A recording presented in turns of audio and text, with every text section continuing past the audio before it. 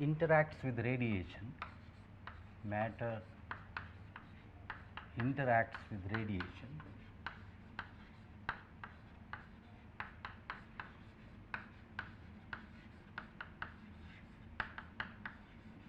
through two processes, basically two processes. So, emission and absorption. So, absorption and emission.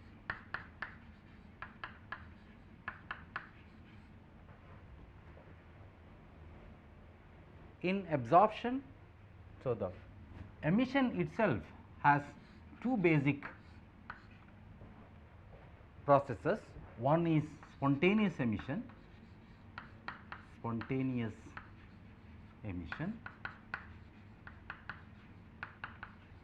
and stimulated emission.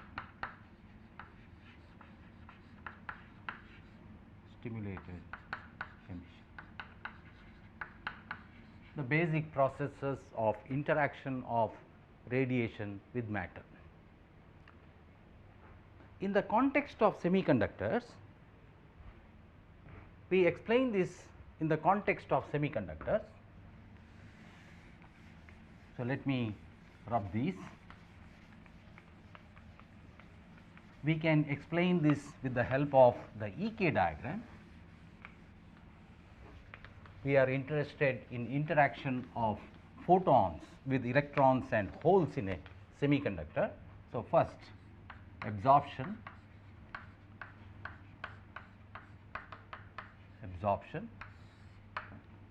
If you take the EK diagram, so E here and K here, consider the incidence of a photon of energy h nu, an electron sitting here at energy E1. E1 is an energy level in the valence band. So, this is the valence band and this is the conduction band. An electron sitting at energy value E1 can make an upward transition here to an energy E2 such that E2 minus E1, the energy difference, is equal to h nu. In fact, this is the law of conservation of energy, an incident photon making an upward transition. In the process, the photon got absorbed. So, absorption of a photon creates an electron hole pair. When the electron has made an upward transition here, it leaves behind a vacant state, which is the hole. So, generation of electron and hole pairs due to absorption. Emission, as I mentioned, there is spontaneous emission,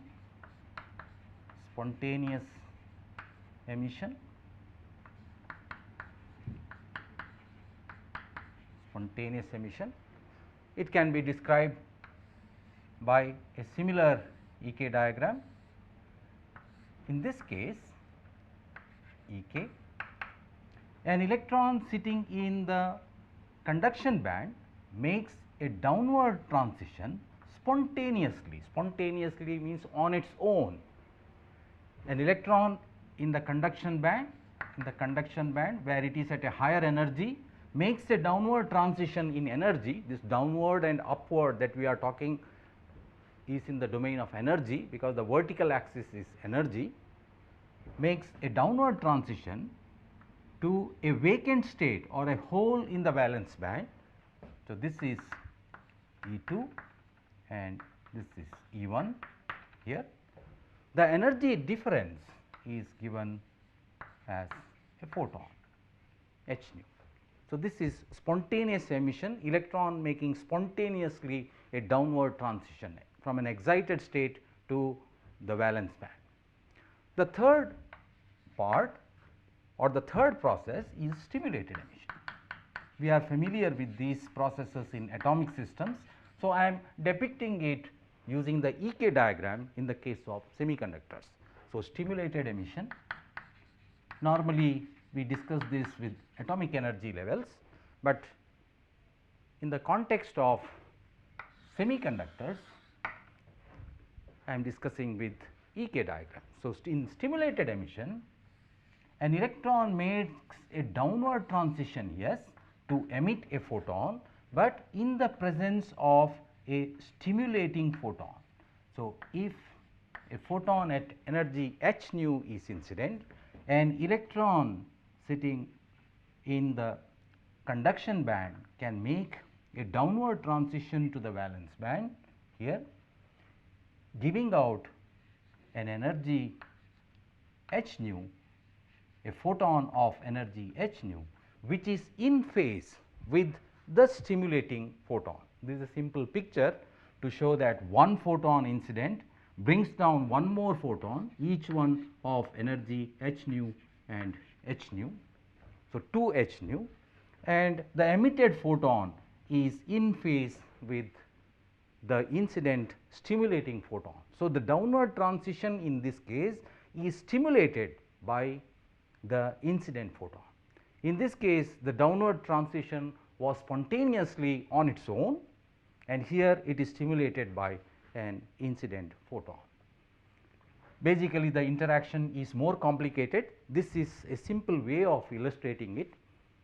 It actually, the photon interacts with the material system here and comes out with an energy of 2 h nu, and this can be described by two photons which are coherently emitted with energy h nu, so that the net energy is 2 h nu.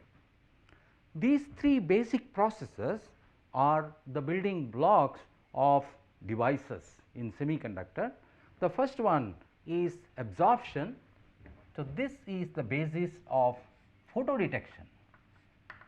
So, in photodetectors we usually have a reverse biased p-n junction, and the incident photon in the junction region generates an electron hole pair, which leads to a reverse current, a reverse photocurrent I p in the circuit, provided of course you connect this, let us say, with a resistance R, and this is the photocurrent generated because of the incident photon.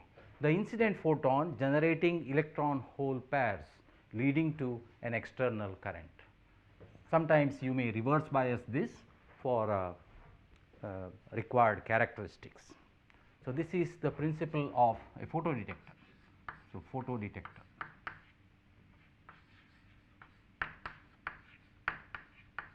Photodetector. Spontaneous emission is the basis of operation of LEDs, where you have a forward biased diode, a diode which is forward biased,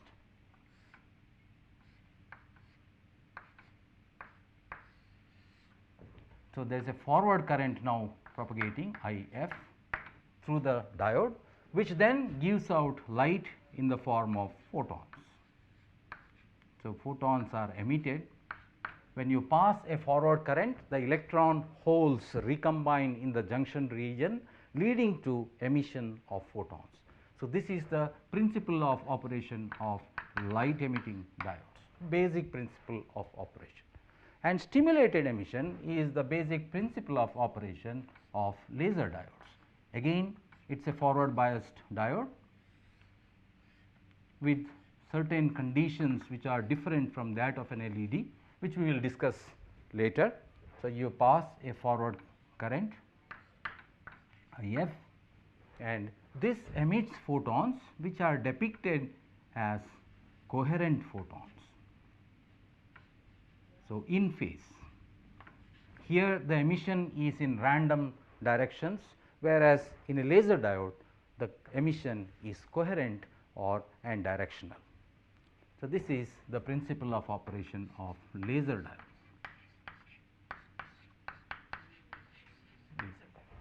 So, the basic three processes: absorption, this can also be called as stimulated absorption because the process takes place in the presence of an incident photon.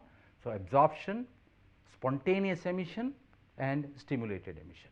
These three basic processes are the basic operating principles of photodetectors, light emitting diodes and laser diodes in optoelectronics. We will discuss little bit more about the dynamics and the conditions that need to be satisfied for the operation of these devices. So, one condition you can already see that the conservation of energy, which is E2 minus E1 is equal to h nu. So, we will see the conservation laws. All these processes have to satisfy the law of conservation of energy and momentum. Law of conservation of energy and momentum.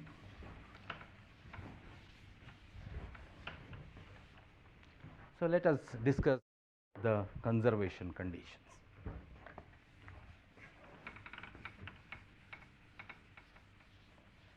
And with the help of the EK diagram, I will illustrate the law of conservation of energy and momentum.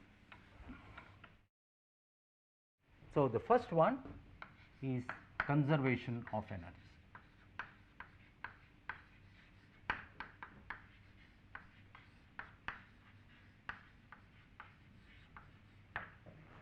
So, conservation of energy, again let me use an EK diagram and I consider a direct band gap semiconductor here. A photon, an electron which is in the conduction band makes a downward transition, could be stimulated or spontaneous emission to a vacant hole here. This gives out energy h nu, and h nu must satisfy, if this is energy value E2. So, this is E versus K, then this is E1, then we must have E2 minus E1 is equal to h nu. The same thing is true if a photon of energy h nu is incident and you have an upward transition of electron from the valence band to the conduction band. So, this is the EK diagram, valence band to the conduction band, straightforward. Let us see the conservation of momentum. 2. Conservation of momentum.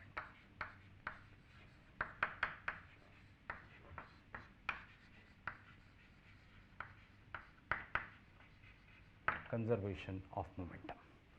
Let me show another process here.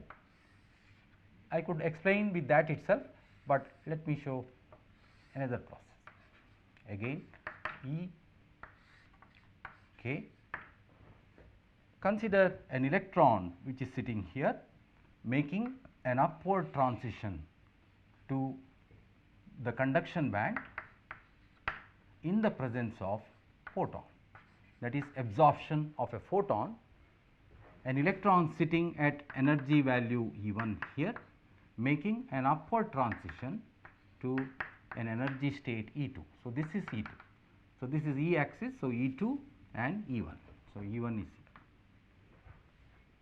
But I have deliberately chosen an oblique transition to indicate that this electron has had, before transition, it had a k value here.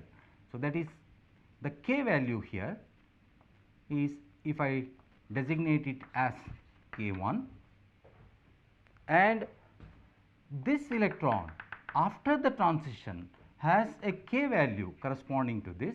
So, this value here is k2. Then the electron had a momentum, initial momentum, which is equal to p of electron initial is equal to h cross k1, and p of electron final, that is after transition, is equal to h cross k2. So, in this interaction we had one photon. Initially we had the momentum of the photon and the electron momentum here. At the end of the absorption process we have an electron with momentum h cross k2.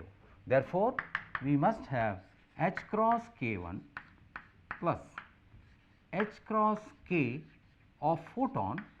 So, I will write this as a suffix, h cross k of photon is equal to h cross k2.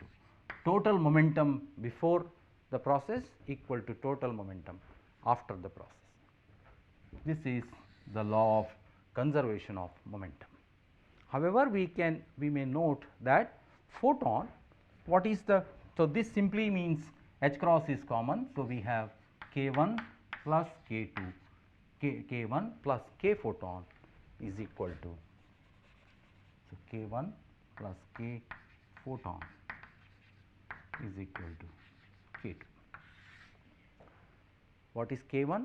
K1 is 2 pi by lambda 1, where lambda 1 is the de Broglie wavelength of the electron in the valence band. K2 is 2 pi by lambda 2, and K photon is equal to 2 pi by lambda, where lambda is the wavelength of light. So, this lambda here is wavelength of light, wavelength of light.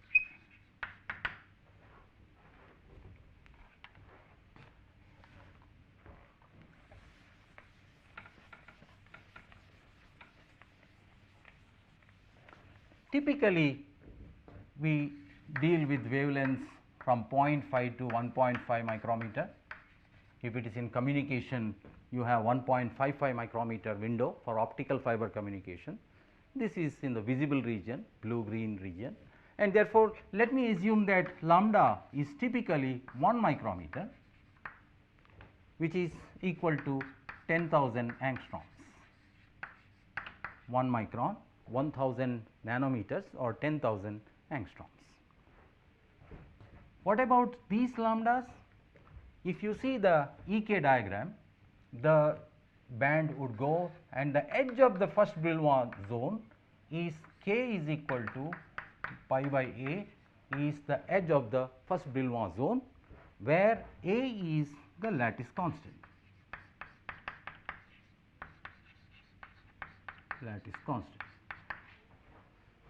Therefore, typical K here would correspond to, so K lies between very small values, that is, we have discussed pi by L, where L is the dimension of the semiconductor. So, dimension of semiconductor, very small because L is very large compared to A, pi by A, typical K of electrons.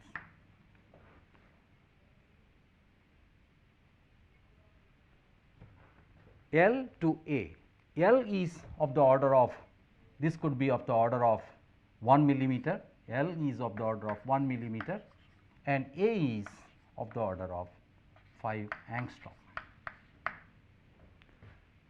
Typically, the de Broglie wavelength of electrons therefore remains somewhere in this range. So, if you take a K value somewhere here, this may correspond to 10 times A or 5 times A. So, lambda of electrons,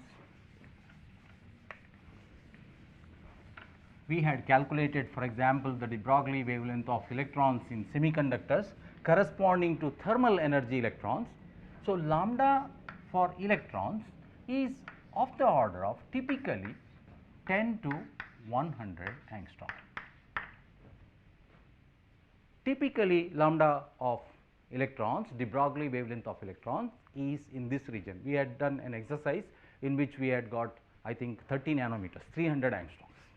But if you are in between, let us say you are in between here, so it will be pi, this is almost 0, this end of the first Brillouin zone is pi by A. So, this will be pi by 2 A. So, lambda for an electron which is here will be, so this end is pi by A. So, lambda for an electron somewhere in between is pi divided by 2A. 2A is 10 angstroms, because A, the lattice constant, is approximately 5 angstrom. For an electron which is here, the denominator is maybe 10 angstroms, maybe 10 times A, 10 times A is 50 angstrom, this is 20 times A, about 100 angstroms. So, the typical numbers for de Broglie wavelength are 10 to 100 angstroms, or even if you wish 1000 angstrom for electrons which are close to the bottom. The point to note is lambda E is much smaller compared to this lambda of photons, which is 10,000 angstrom. So, lambda E is much smaller compared to lambda, where wavelength of photons. This implies that k of electrons, that is k1 comma k2, is much greater compared to k of photons. K of electron, the numbers just help us to appreciate this point, that k of electrons is much greater compared to k of photons. Therefore, if you look at this equation here, then k photon is negligible compared to k 1 and k 2, and therefore, I can write that this implies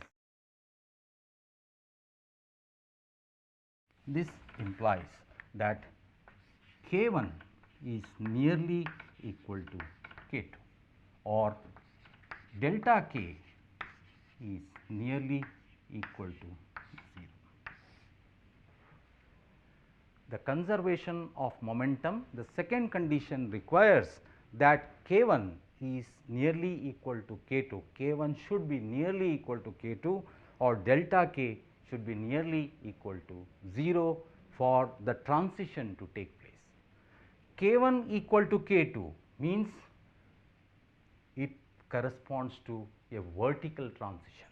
So, the implication of this is, this implies that conservation of momentum allows vertical transition, vertical in the energy scale, vertical in the EK diagram, vertical transitions.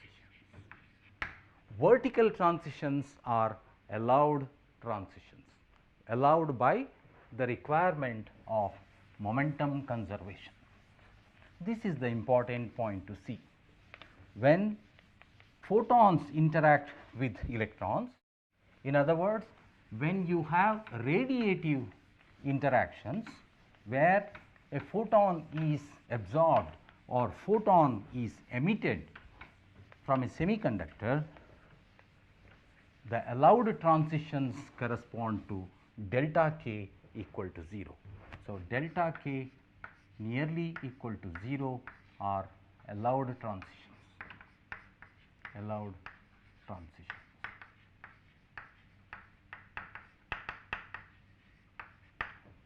This implies vertical transitions, So, vertical transitions in the EK diagram,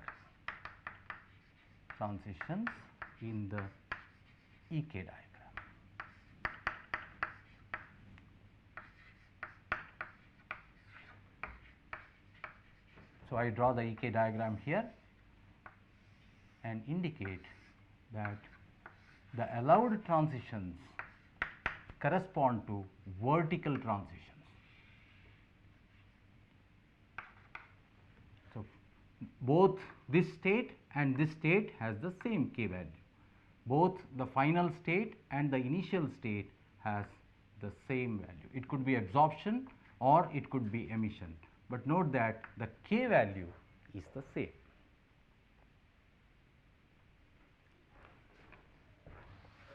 Let us discuss a little bit more on this, that is, does it mean that no oblique transitions take place?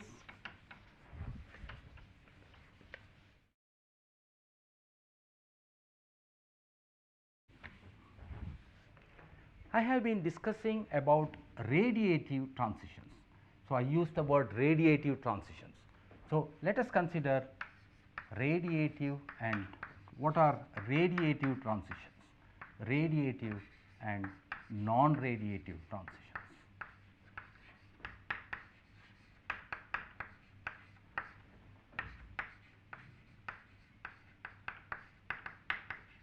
radiative and non-radiative transitions.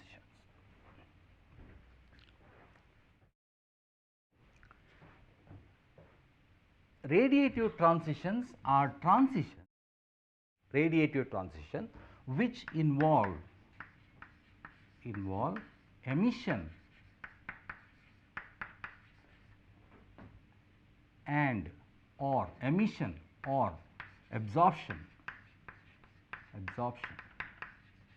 of a photon. Radiative transitions involve emission or absorption of a photon. The phenomenon that I had discussed, absorption and emission, are all radiative transitions which involved emission, absorption or emission of a photon.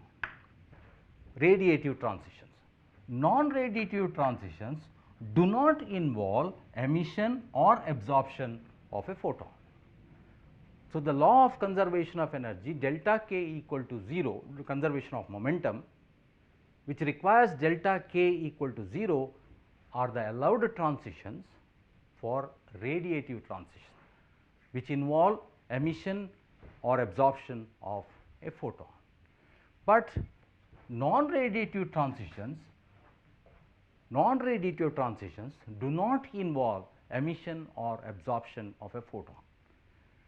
So, can we have, so let me now discuss oblique transitions. Okay, let me wipe this. Discuss oblique transitions.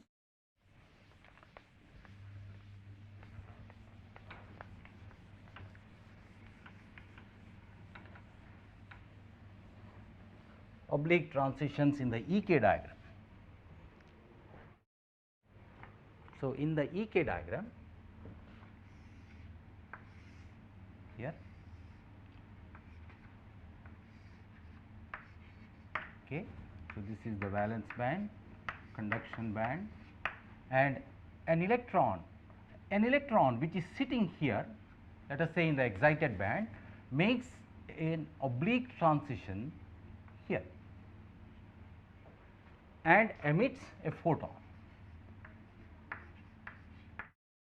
Is this possible? The answer is yes, it is possible. It is not an allowed transition because K1 is here and K2, the final state, is here. So, if I call this as the initial, because this was, so this corresponds to K2 and this is energy E2 and this comes to K1. So, K1 is here, please see, this is K1, value of K1. So, there is a delta K, maybe I will show it here. So, there is a difference. So, this is delta K equal to K2 minus K1. Allowed transitions correspond to delta K equal to 0, but there is a finite delta K now, significant delta K, an electron which was sitting here making a downward transition. Such transitions are possible provided something can compensate for this momentum mismatch. This is a mismatch of momentum, mismatch of k vectors, and these are done by with the help of phonons, phonon-assisted radiative transition. This is a radiative transition. Law of conservation of momentum requires that delta k should be 0, and we see that K1 minus K2 is not 0, but if some other particle or some other entity can make up for this momentum mismatch, then we can have radiative transitions, and such transitions take place with the help of phonons, and they are called phonon-assisted radiative transitions. Phonon-assisted radiative transition. What does this mean? Phonons. What is a phonon? So, let me now digress a little bit to discuss about phonons. Phonons are quanta of lattice vibration. 'Quanta' of lattice vibration.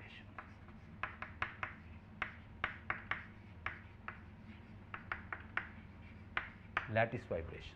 As you know that atoms in a crystal are bonded by elastic bonds, and they are always in a state of agitation or state of vibration because of finite thermal energy. So, we can imagine these as atoms which are linked by springs.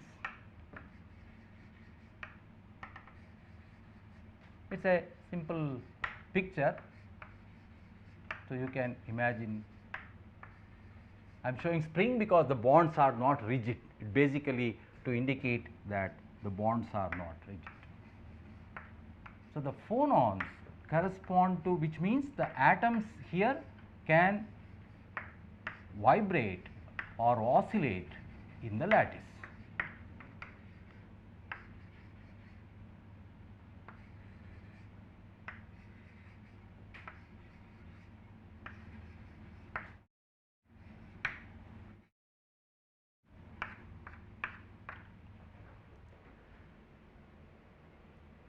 The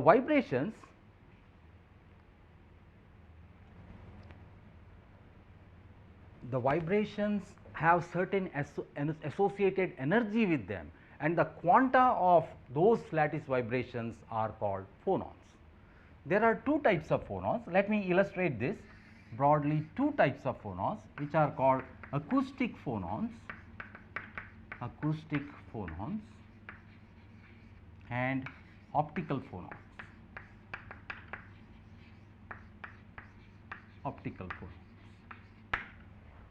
What are acoustic phonons and optical phonons? We will come back to this phonon assisted transitions.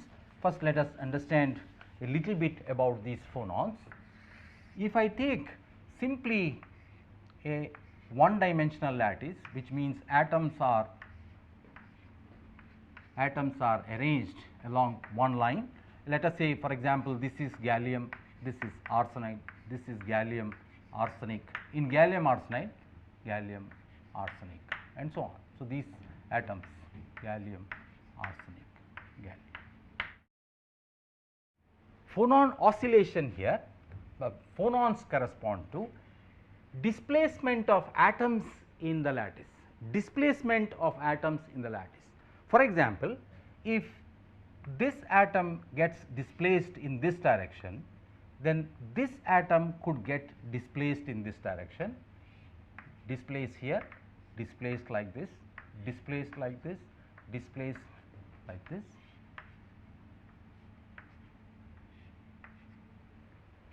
Which means the adjacent atoms are displaced in opposite direction.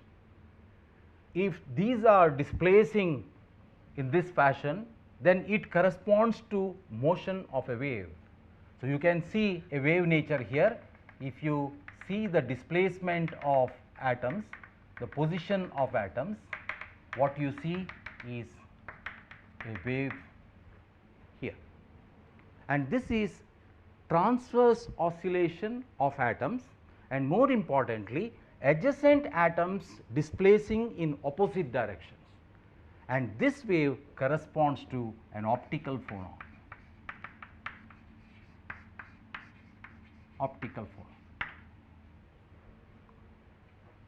In contrast, in the case of acoustic phonons, there are various patterns possible, but the displacement of adjacent atoms are in opposite direction. I can also show you another pattern, So, one atom getting displaced here this way, the next atom getting displaced a little bit more here, the third atom getting displaced here like this, the fourth atom getting displaced here, the fifth atom remaining here. So, this forms a wave which is like this.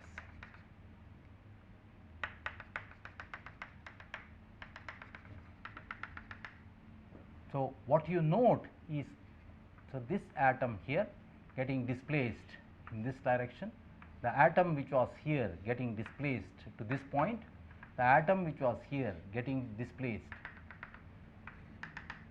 So, this is also an optical phonon. Here it is just adjacent atoms are all atoms are displaced and the wave corresponds to this. Here the wave corresponds to this. Adjacent atoms are displaced in opposite directions, but the magnitude of displacement is different, varying. Here the magnitude of displacement is the same for all the atoms. This is also an optical phonon, this is also an optical phonon. Let me show you acoustic phonons now. So, how would an acoustic phonon look like? Let me draw in one dimension, because it is very easy to illustrate and imagine what is this acoustic phonon. In acoustic phonons, atoms, adjacent atoms or group of adjacent atoms get displaced in the same direction like this, and the next group gets displaced to opposite direction. So, it is not adjacent atoms are not displaced, but the groups are displaced. So, the corresponding wave would now look like this.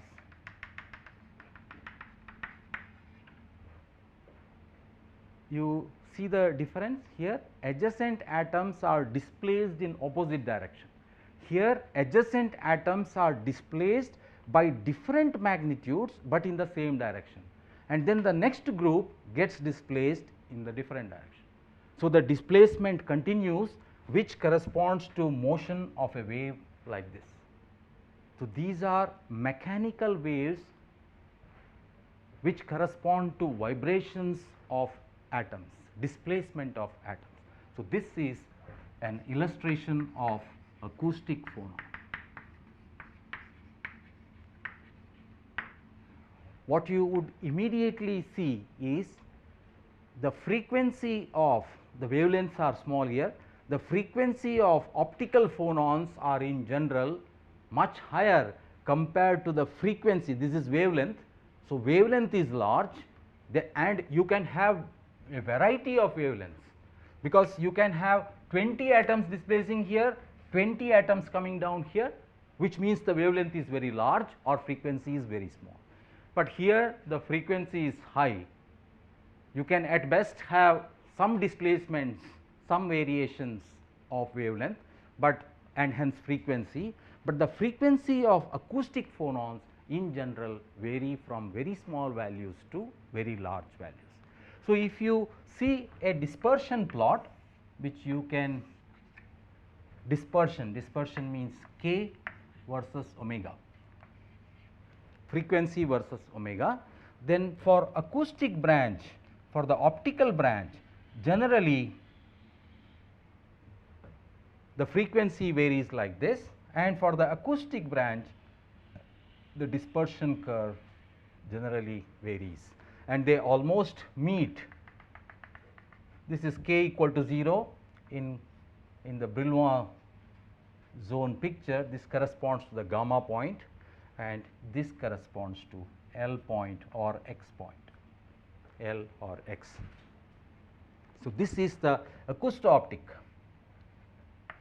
this is the acoustic phonons, acoustic branch, and this is the optical branch. What do you see? The frequency of the optical branch is high and almost remaining fixed, whereas the frequency varies for the acoustic branch. More details you can see, you can go through about phonons, and typical phonon energies in semiconductors vary in the range 0.1 electron volt. 0.1 is also on the higher side, generally about 10 milli electron volt to 60 or 70 milli electron volts. So, generally in that range.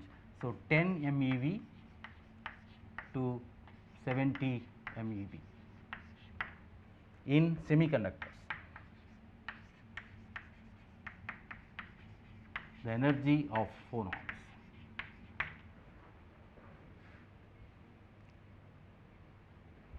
what is this distance? Is A, lattice constant A.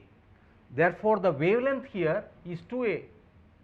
So, what you see is the wavelength lambda of phonons can be as small as 2A, which means the momentum k is equal to 2 pi by lambda here of phonons, lambda of phonons can be as high as this much, which means it is of the same order as k of electrons. You can have wavelengths which are small and therefore momentum very large. Although the energy of phonons are very small in this range, they can have large momentum, which means they can compensate for momentum mismatch. Therefore, in an interband transition, phonons can very easily make up for the momentum mismatch. So, now let me come back to the phonon assisted transition that I was discussing. So, let me draw the figure again here.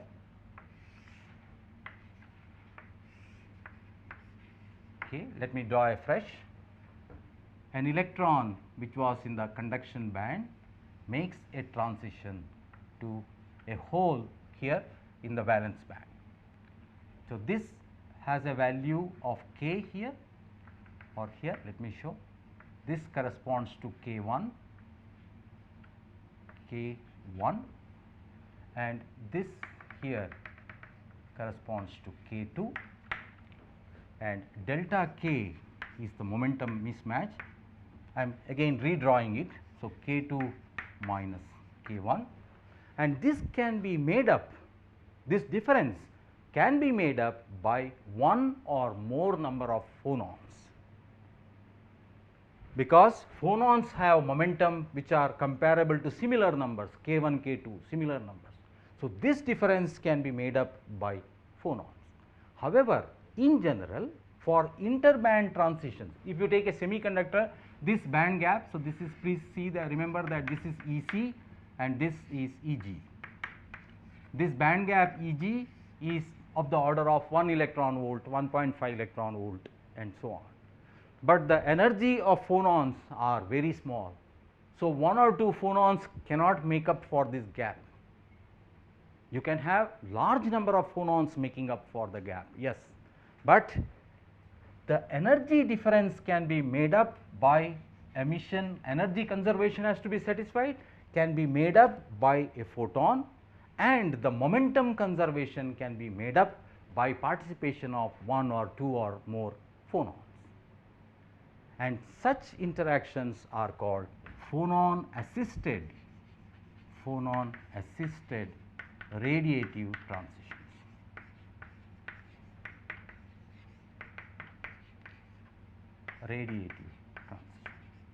The probability of occurrence of phonon-assisted radiative transitions is much lower compared to normal radiative transitions. That is because in this event you have photons, electrons, holes and phonons, an additional entity, an additional particle in this picture, and the probability of occurrence of such events where the momentum mismatch has to be exactly matched with a certain number of phonons is much lower. The probability of occurrence of that event is much lower compared to vertical radiations due to vertical transitions, which are allowed transitions. This is not an allowed transition by momentum condition.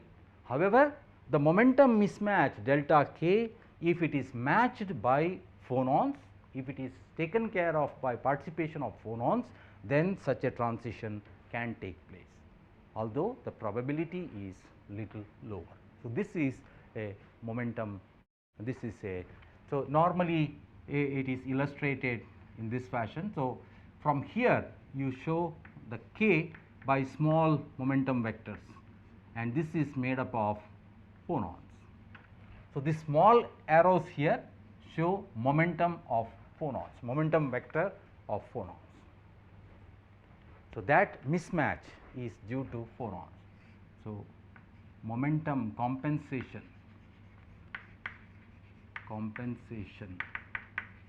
of delta k by phonons.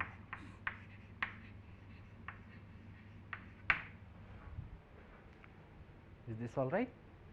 So, I come to the last topic, that is non-radiative transition. What about materials which are indirect band gap semiconductors such as silicon? So, delta k equal to 0 for emissions are not permitted.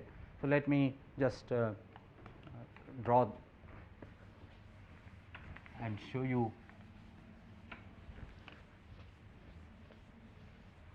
So, this is in direct band gap semiconductors, vertical transitions which go from here to here or reverse are allowed transitions. This is not an allowed transition unless the mismatch is made up by phonons, and this corresponds to a phonon-assisted transition.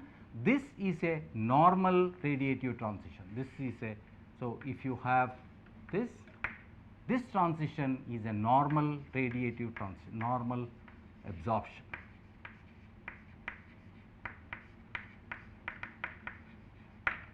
Normal, I mean allowed transition, vertical transition, whereas this one is a phonon-assisted transition. Now, let me come to very quickly come to non-radiative transition. We will discuss more at a later stage. Non-radiative transitions. As the name indicates, these transitions do not have emission or absorption of photons. So, if you take a semiconductor like a silicon, I am showing the EK diagram here of silicon, so K versus E.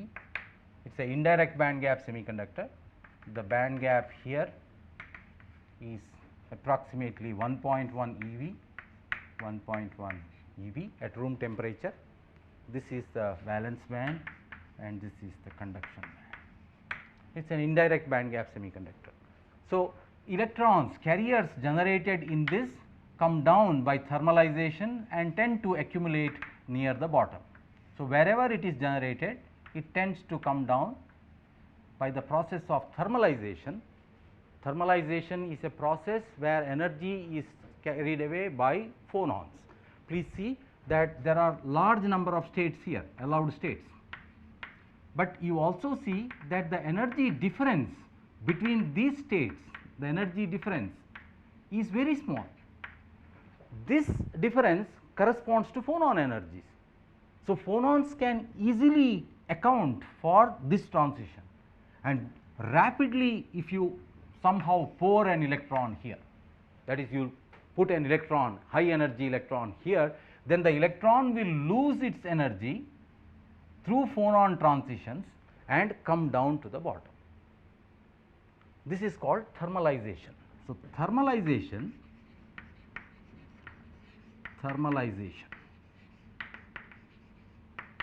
Why the word thermal?